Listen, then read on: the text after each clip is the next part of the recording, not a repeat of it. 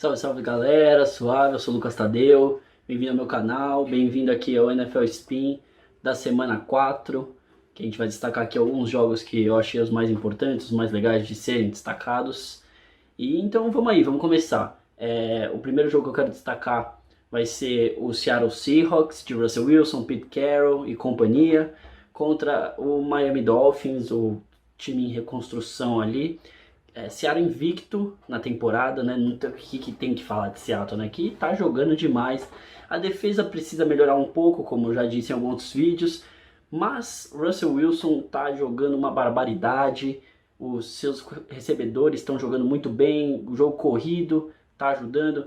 Então, só falar bem do Seattle. Acho que a defesa pode melhorar um pouco, acho que tem que subir um pouco a régua ali, o nível, para o time poder ter mais chance na pós-temporada. Já falando de pós-temporada, porque um time que começa 4-0 é muito difícil não ir para a pós-temporada.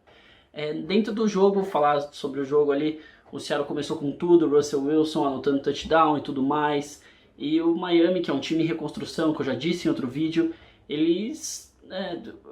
o que dizer, né? Eles andavam, chegavam e anotavam field goals. Então, se você quer vencer um jogo na NFL, agora não é nem falando só de vencer um time bom, né? Além de você precisa marcar touchdown, né? Não adianta você ir lá e só ficar marcando 3 pontos, enquanto o outro time tem o Russell Wilson, por exemplo, que vai marcar touchdowns. Então, esse foi o maior problema do Miami Dolphins, porque só anotou touchdown, só anotou field goals, não anotou touchdowns, né? Chegou ali uma hora que tava 17-12, né, com 4 field goals, então mal, perto da red zone, muito mal. Então essa foi a maior virtude, né? Enquanto um anotou touchdowns, o outro anotou field goals. Mas mesmo assim, se você olhar, no intervalo tava ali, né, 17-12, ficou 17-15, só que aí a estrela do Russell Wilson apareceu, né? O cara, pra mim, nessas primeiras 4 semanas, primeiro mês de temporada, ele é o MVP. Até aqui, ele não tem alguém que está jogando melhor que ele. Então, a estrela dele apareceu, ele anotou touchdowns. Além disso, ele na última campanha de um touchdown, né, que abre e vai para 24, o microfone dele, né, do capacete parou de funcionar. E aí ele não tem comunicação com o time, ele não tem comunicação com o técnico. O que ele fez? Ele chamou as jogadas e anotou o touchdown. Então, o cara simplesmente sabe do jogo, entende do jogo. Então, quem tem o Russell Wilson, né, tem muitas chances, e é o que aconteceu. O Ryan Fitzpatrick foi decente, mas como eu disse, quando chegava ali na red zone não fluía. Gaskin jogou bem, a defesa até conseguiu segurar um pouco a equipe do Seattle Seahawks. Teve seus momentos, mas não dá para segurar esse ataque o jogo inteiro. Então, o Miami mostra que está progredindo, mas ao mesmo tempo os torcedores ficam tristes, né? Porque parece que quando vai, não vai. Mas eu tenho que falar para os torcedores para ficarem tranquilos que está evoluindo, está mostrando que para as próximas temporadas pode ser um time que vai aprontar contra os outros. O Russell Wilson, né, como eu disse, que jogou demais, ele teve 360 jardas e 2 touchdowns. O Metcalf, o wide receiver, queimou a secundária, foram mais de 100 jardas. E o Ryan Fitzpatrick, que fez um trabalho decente, ele teve ali mais de 300 jardas, não teve touchdown, mas teve 2 interceptações que custaram caro. Então, vitória do Seattle 4-0, Miami cai para 1-3. E é isso desse jogo, acho que esses foram os maiores destaques. Agora em outro jogo, falando do Buffalo Bills e o Las Vegas Raiders. Os Raiders que vinham de derrota contra os Patriots 36-20 e o Buffalo Bills 3-0 entrando nesse jogo, liderando a AFC Leste, coisa que a gente não via há muito tempo, porque os Patriots mandaram nessa divisão nos últimos 20 anos. Então é uma surpresa agradável, surpresa não, porque o time já vem jogando bem nas últimas 2 temporadas, mas que eu digo surpresa estar, né, ali 4-0 talvez. E olha, o Buffalo Bills está jogando demais mesmo essa temporada.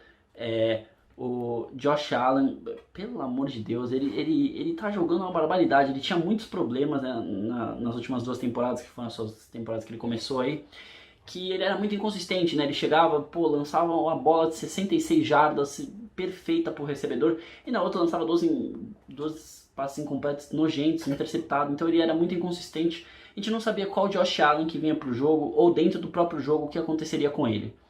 E aí nesse início de temporada ele tá mostrando uma evolução absurda que a gente não sabia se ia ter, porque a gente via, parecia que os torcedores do Buffalo iam ter que se contentar com isso, de vamos ver qual que entra aí, vamos ver qual Josh Allen pro jogo, se vier o certo a gente tem chance, né? Mas a evolução que a gente talvez achava que não vinha, tá aparecendo nesses 4 primeiros jogos. Ele tá muito bem, muito consistente nos passes, não tem passe ruim quase. E aí ele tem mais de 8 touchdowns totais, né? Tanto correndo, tanto lançando com a bola, e mais de 900 jardas. Além disso, seu trio de recebedor, né? Nossa senhora, tá jogando demais, demais. A adição do Stephon Diggs, né?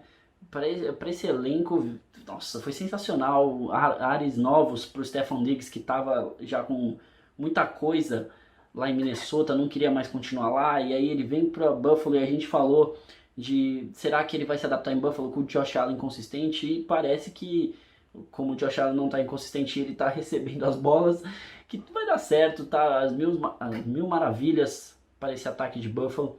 E do outro lado da bola, na defesa, o Buffalo nos últimos 2 anos foi uma das melhores defesas. Ano passado, se eu não me engano, estava no top 3 das defesas da NFL, então jogando bem. Então, e continua jogando bem essa temporada, forçando turnovers, forçando quartas descidas importantes. Então o time de Buffalo está muito encaixado. Depois de um bom trabalho de reconstrução, o Buffalo Bills tem sérias chances de fazer barulho nessa pós-temporada, né? E ainda vencer a divisão, né? Porque os Patriots estão 2-2, já vamos falar dos Patriots, enquanto eles estão 4-0. Tudo bem que tem 2 jogos aí contra os Patriots, que são seu rival de divisão, que pode ser o diferencial, mas até o momento o Buffalo Bills lidera porque está jogando muito. Aí falando dos Raiders, né? Os Raiders têm um time meio frágil, né? Principalmente do lado defensivo. A secundária sempre é queimada, o jogo terrestre, pelo amor de Deus, eles não conseguem parar ninguém. E apesar de nas 3 primeiras semanas terem mostrado alguma evolução, foi o ponto fraco da equipe. E é o lado que mais tem problemas ali na bola. Falando deles, não forçaram nenhum turnover. O ataque do Las Vegas Raiders sofreu turnovers, então esse também foi um diferencial na partida.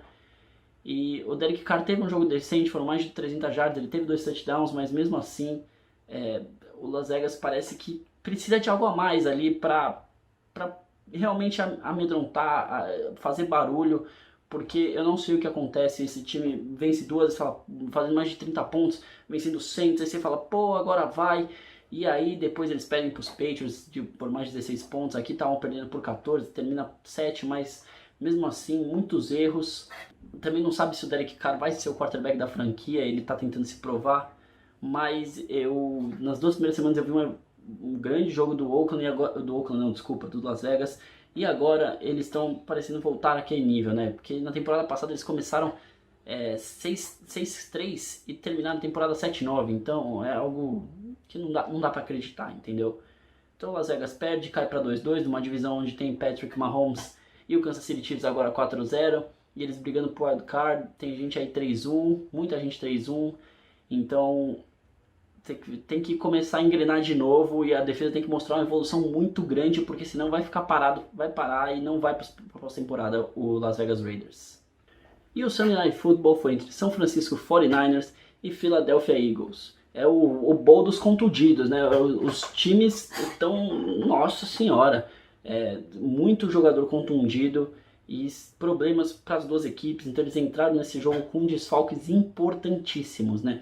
Se você colocar no lado de Filadélfia, o Alshon Jeffrey não estava jogando, o center Kelsey, o guard Brown, do lado do São Francisco, o Nick Bosa, o Mostert e o seu quarterback principal, o Garoppolo, não estavam jogando, estavam inativos.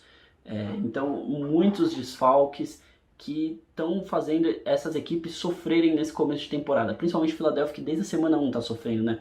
O São Francisco 49ers ainda teve 2 jogos com todo mundo. Na semana passada enfrentou os Giants, que não fazem nada, não teve problemas. Mas agora, quando vai enfrentar times melhores, ainda mais dentro da sua divisão, São Francisco, que joga com o Seattle Seahawks de Russell Wilson e o Los Angeles Rams de Aaron Donald e Jared Goff, vai enfrentar problemas, né? Vai ter muitos problemas.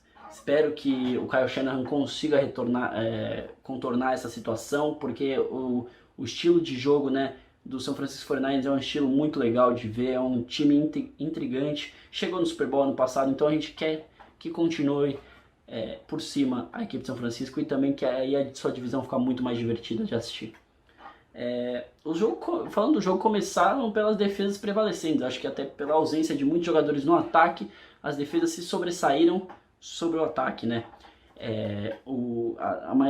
As melhores jogadas, acho, do jogo, né? A maioria vieram do lado defensivo, como as interceptações, né? Então, tudo mais, eu acho que a defesa mostrou, dos dois lados, mostrou muita qualidade, mesmo desfalcada.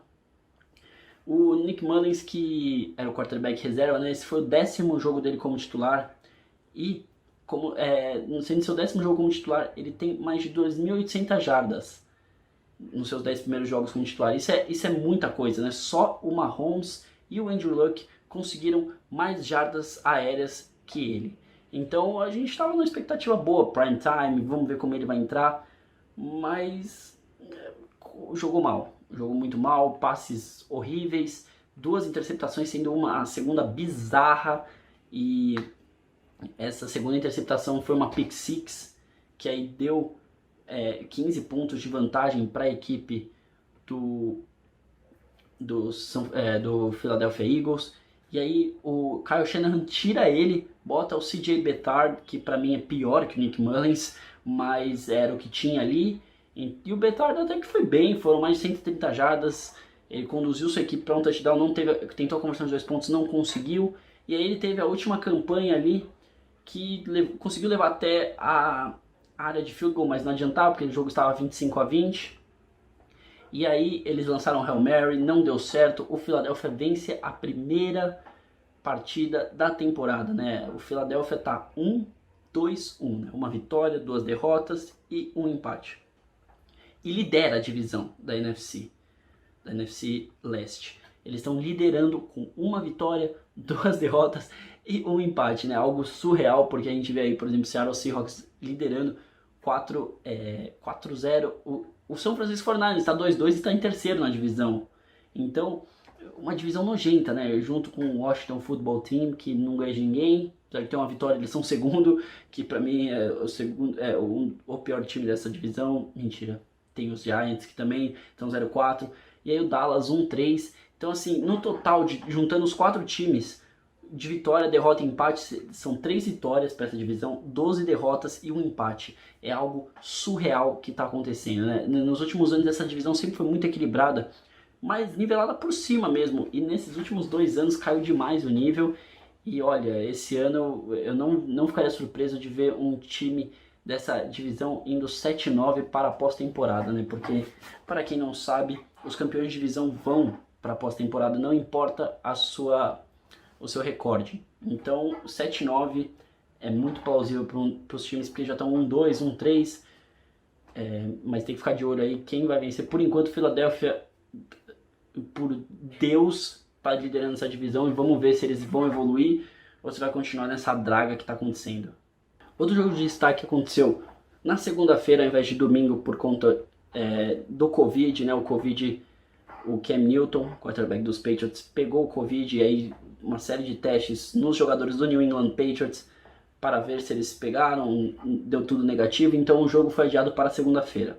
E aí na segunda-feira os Patriots viajaram até Kansas City para enfrentar talvez o melhor time da NFL, se não é o melhor time, tá entre o top 3, certeza, que é o Kansas City Chiefs.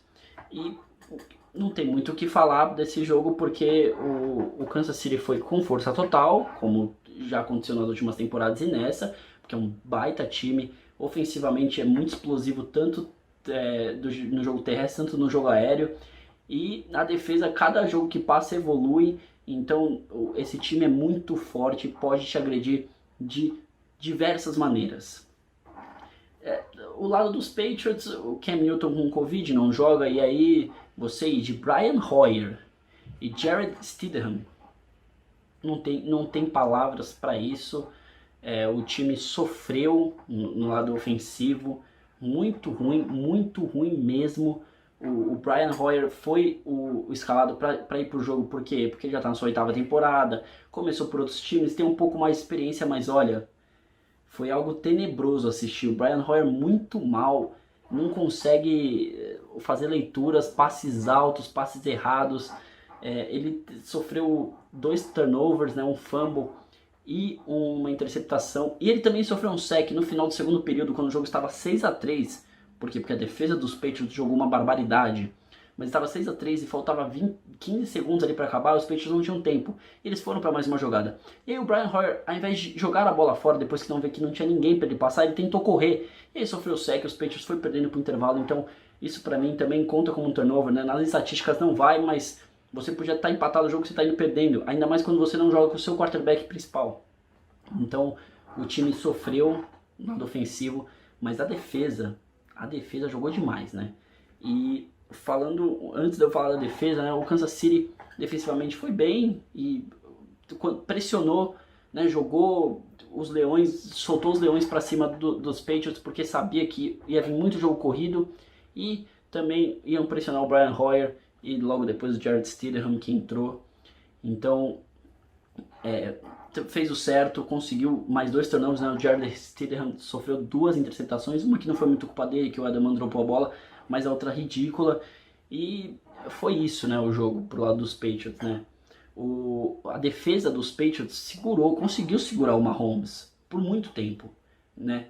Foi surreal o que fizeram com o Mahomes e o ataque explosivo do Kansas City Chiefs. Conseguiram turnovers e aí deram uma chance, né? Falaram, pro ataque dos Patriots, estamos te dando a chance. E com esses 2 quarterbacks não dá, os Patriots vão sofrer, porque o Cam Newton provavelmente não vai jogar a próxima semana, uma partida que era para ser uma vitória contra o Denver.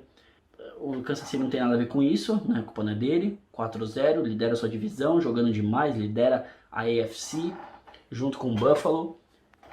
E é isso, né? Os Patriots vão sofrer agora, tem risco de ficar 2-3 na temporada.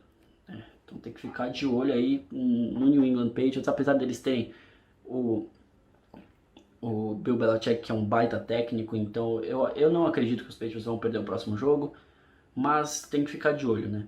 E aí a gente vê o contexto do jogo ali, 13-6 o tempo todo, tava ali, né, 13-10, e aí o jogo rolando, os torcedores do Patriots com aquele gostinho de se tivesse Cam Newton, a chance era outra, a gente talvez teria ganho o jogo, saído com a vitória lá de Kansas City, mas né, isso não aconteceu porque o Cam Newton não jogou, e os Patriots perdem, caem para 2-2, e vem o Buffalo Bills abrindo 2 jogos de vantagem, né? Apesar de, como eu já disse antes, eles se enfrentam mais 2 vezes ainda, mas mesmo assim vai abrindo uma boa vantagem, coisa que os Patriots não estavam acostumados, de correr atrás na divisão.